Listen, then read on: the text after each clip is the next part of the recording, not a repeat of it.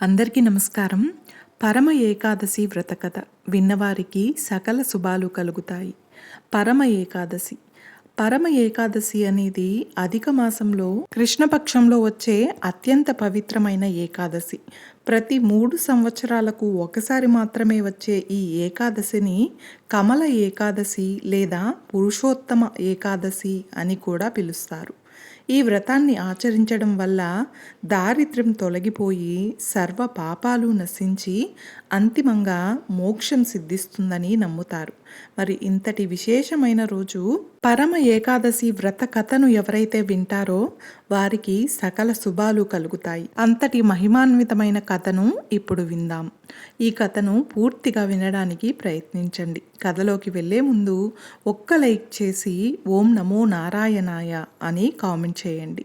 మీరిచ్చే చిన్న లైక్ నా ఛానల్ గ్రోత్కి ఎంతో సహాయపడుతుంది. ఇక కథలోకి వెళ్ళిపోదాం. ఒకసారి పాండవాగ్రజుడైన ధర్మరాజు శ్రీకృష్ణుడితో ఇలా పలుకుతాడు. శ్రీకృష్ణ, మధుసూదన, అధిక మాసంలో కృష్ణపక్షంలో వచ్చే ఏకాదశి పేరేమిటి? ఆ ఏకాదశి వ్రతాన్ని ఆచరిస్తే ఎటువంటి ఫలితం కలుగుతుందో దయచేసి నాకు వివరించు అని అడిగాడు. అప్పుడు శ్రీకృష్ణుడు ఇలా సమాధానం చెప్పాడు. ధర్మరాజా, అధిక మాసంలో కృష్ణపక్షంలో వచ్చే ఏకాదశిని పరమ ఏకాదశి అని పిలుస్తారు. ఈ పరమ ఏకాదశి పవిత్రతను తెలిపే కథను ఇప్పుడు చెప్తాను, శ్రద్ధగా విను అంటూ ఇలా చెప్పడం ప్రారంభించాడు శ్రీకృష్ణుడు. పూర్వం కాంపిల్య నగరంలో సుమేధుడు అనే ఒక బ్రాహ్మణుడు ఉండేవాడు. ఆయన వేద శాస్త్రాలు తెలిసిన ఉత్తమ ధర్మాత్ముడు. అతని భార్య పేరు పవిత్ర. ఆమె మహాపతివ్రత మరియు దయాహృదయం కలిగినది. గత జన్మలో వారు చేసిన కొన్ని పాపాల కారణంగా ఆ దంపతులు తీవ్రమైన పేదరికాన్ని ఈ జన్మలో అనుభవించేవారు. వారికి కనీసం తినడానికి కూడా, కట్టుకోవడానికి బట్టలు, ఉండడానికి సరైన ఇల్లు కూడా ఉండేవి కావు. అంతటి దారిద్ర్యంలోనూ పవిత్ర తన భర్తకు ఎంతో నమ్మకంగా సేవ చేసేది. ఇంటికి ఎవరైనా అతిథులు వస్తే తాను ఆకలితో ఉంటూ ఉన్న కొద్దిపాటి ఆహారాన్ని వారికి పెట్టేది. ఒకరోజు సుమేధుడు తన భార్యతో, నేను ఎంత ప్రయత్నించినా మనకు దారిద్ర్యం వదలడం లేదు. ఇక్కడ భిక్షం అడిగినా ఏమీ దొరకడం లేదు.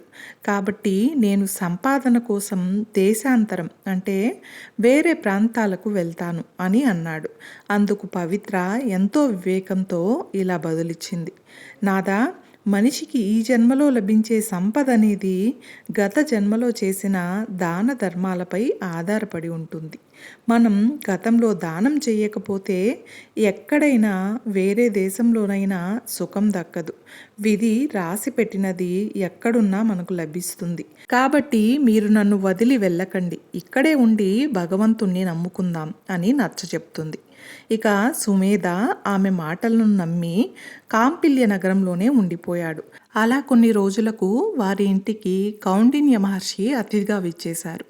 ఆ దంపతులు మహర్షికి భక్తితో స్వాగతం పలికి తమ వద్ద ఉన్న కొద్దిపాటి ఆహారంతో ఆతిథ్యమిచ్చారు. మహర్షి వారి సేవకు, భక్తికి ఎంతో సంతోషించాడు. అప్పుడు పవిత్ర మహర్షి పాదాలకు నమస్కరించి, స్వామి, మా దరిద్రం పోయి మేము సుఖంగా జీవించే మార్గాన్ని మాకు ప్రసాదించండి అని వేడుకుంటుంది. అప్పుడు కౌండిన్య మహర్షి వారిపై దయతో ఇలా చెప్తాడు. అమ్మా, అధిక మాసంలోని కృష్ణపక్షంలో వచ్చే పరమ ఏకాదశి వ్రతాన్నే ఆచరించండి. ఇది శ్రీ మహావిష్ణువుకు అత్యంత ప్రీతికరమైనది. ఈ వ్రత ప్రభావం వలనే పూర్వం కుబేరుడు సంపదలకు అధిపతి అయ్యాడు. సత్యహరిశ్చంద్రుడు తను కోల్పోయిన రాజ్యాన్ని, భార్యా పిల్లలను తిరిగి పొందాడు. మీ దారిద్ర్యం కూడా ఈ వ్రతంతో తొలగిపోతుంది అని వ్రత విధానాన్ని వివరించాడు.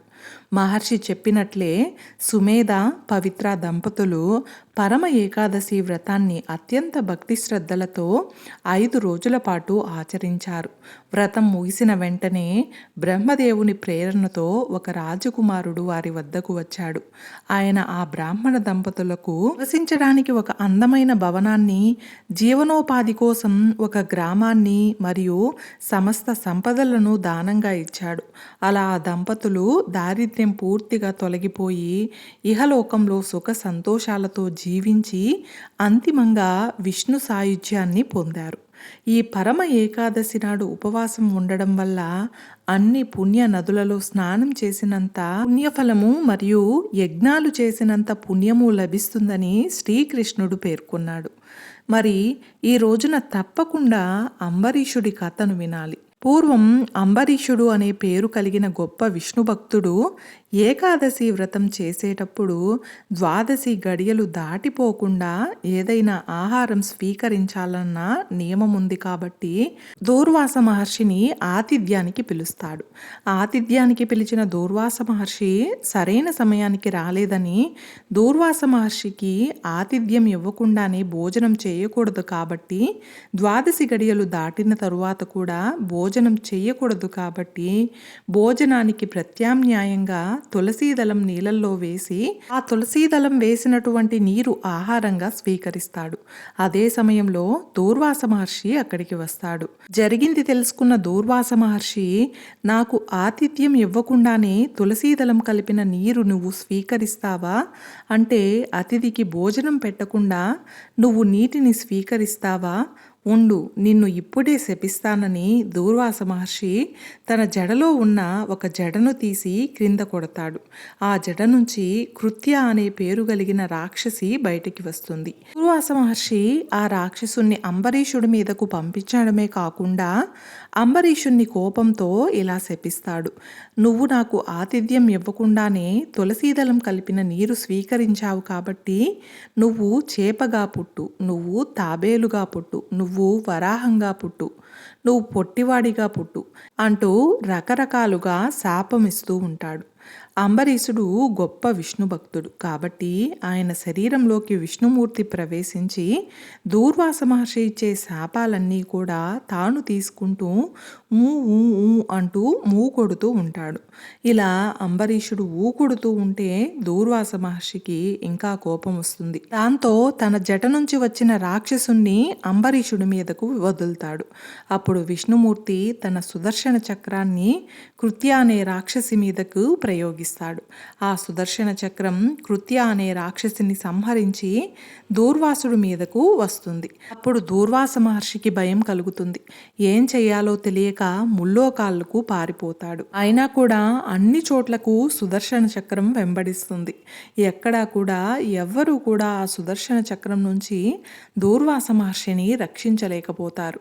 అప్పుడు దూర్వాస మహర్షికి ఏం చేయాలో తెలియక మళ్ళీ తిరిగి అంబరీషుడి దగ్గరికే వచ్చి నువ్వే నన్ను రక్షించాలని నమస్కరించి ఆయనను ప్రార్థిస్తాడు.